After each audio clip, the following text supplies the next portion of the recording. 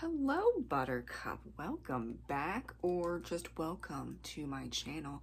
Today's video is the April 2024 reading wrap-up. And honestly, this might be really fast because it was kind of disappointing. I was on vacation for a week and I did not get any reading done.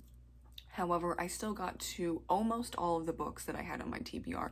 The one I'm still reading is Bunny by Mona Awad, but other than that, I got to all the books that I wanted to read.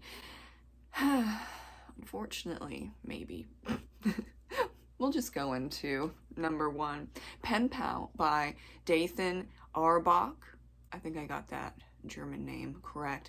And that was 4 stars. I did a book review on it. It's actually the first book review out of 2 that I did in April. Isn't that sad? But y'all know that I don't do 1, 2, or 3 star book reviews, so it has to be 4 or 5 stars. Yeah, and if you want to go into more in-depth conversation without or with little spoilers, check out Pen Pal. Number 2, The Resurrectionist by Wrath James White. That was 1 star. Oh my. Okay. This is not Wrath James White's issue that I'm going to talk about first, though we'll talk about the other issue that I have with it. This is for the small press. This book was actually turned into a movie, a B movie, but like still a movie.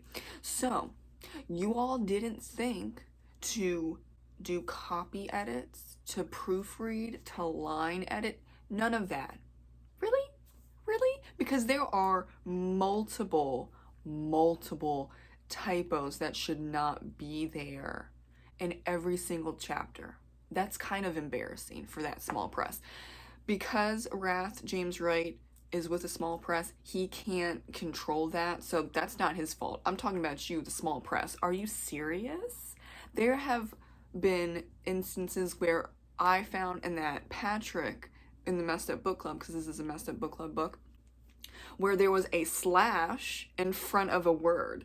Are you crazy? I'm just, oh my god, like, I really don't understand. I really do not understand. Okay, it's been out for a very long time. Like, when was this out? 2013, 14, something like that? Oh my gosh, okay. And it's not just like, ooh, we updated the ebook and we left the paperback alone, because I got the paperback and Patrick and Brian got the ebook. It was in both editions. The other reasons why I did not like The Resurrectionist, not because necessarily of the content, though it was very gory, duh, hello extreme horror, but the stereotypes of women. Okay, and the stereotypes of being molested. I'm gonna pass, thank you. Now, number 3, Maiden of Artemis by Eloise Barr, and that's 4 stars. That was the second, just second, review that I did on my channel, and that's it for reviews for the month of April. So if you want to check hers out, that is the very pretty pink vibe video. It's short and sweet, but I wanted to make it spoiler free. I try to make all of them spoiler free, but sometimes it just does not happen, or I don't even want to because maybe the book's old and I just want to rant. But that one's spoiler free. Number 4, The Angel of Indian Lake by Stephen Graham Jones. You know, this hurts my soul, but it's not rated. It was way too long.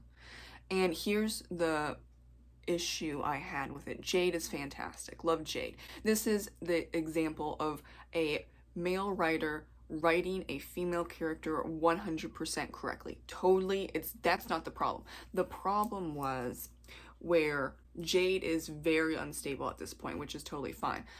Because yes, the first 2 books, you're gonna be unstable. Perfectly fine as well.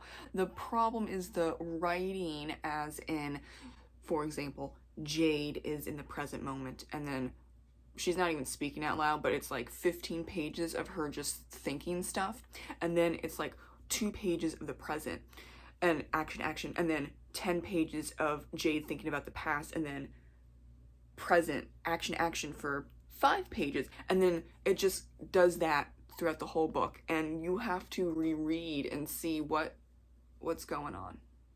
And I personally don't think that I should reread as much as I did for any book, but this book, because the other 2 books were not really like that. There were jumps in time, but wow now. Did I enjoy the story? Yes. There was also a death that I think was 100% unnecessary, and about through the book across the room, but the ending was pretty good. Not as good as the other 2 books. I don't know, and it really hurts, I don't know if it needed to be that long, or did we have to do a trilogy? I don't know. You know what? But if it was 100 pages less, then I would have accepted the 3rd book. And I said for the 1st and 2nd books that it needs to be at least 50 pages less, if not 75 or 100, because there's a lot of filler in there. And when you get a horror novel or a horror trilogy where they are pushing 450 to 550 pages, whoa now, that's a lot. Like, I really think that horror, mystery, thriller, suspense needs to be 400 pages or less. When you get past 400 pages, you're like, this is a lot of filler, and where is the tense feelings happening? Because you can only push it so much. I'm still trying to figure out if I do a review on The Angel of Indian Lake, and I don't think I am, but I can mull on it. Number 5, The Black Farm by Elias Withrow. That was 2 stars. 2 stars means that there was a lot of potential, but it did not meet expectations for me. I'm going to talk about the issues, and then I'm going to also say this is with a small press. Your editor, not good. Every single page, and this is really bad, every single page there was a grammar, punctuation, and or a typo. Are you serious right now? Are you serious right now, small press? That's why I'm not into small presses, because Elias can't do anything about all the problems in his book because the small press handles the editing. I could do a better job, and at least it would not be every single page in every single chapter. Would there be typos because I'm not an editor? Yeah. But oh my gosh, not in every single page in every single chapter. Small presses, please get it together, especially the horror small presses. I don't understand. Like, there are some basic grammar and punctuation rules that were not followed. And that just blows my mind. Okay. That's not Elias's fault. That is the small press fault. That's the same thing for Wrath James Wright. I don't get it. Anyway, there were just a lot of thoughts and feelings about how this world works.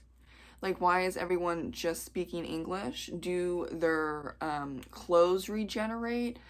Like, what does and doesn't regenerate when they're killed in this, like, weird purgatory? And why did none of the humans like get together and then like try and take over? Like, that wasn't mentioned.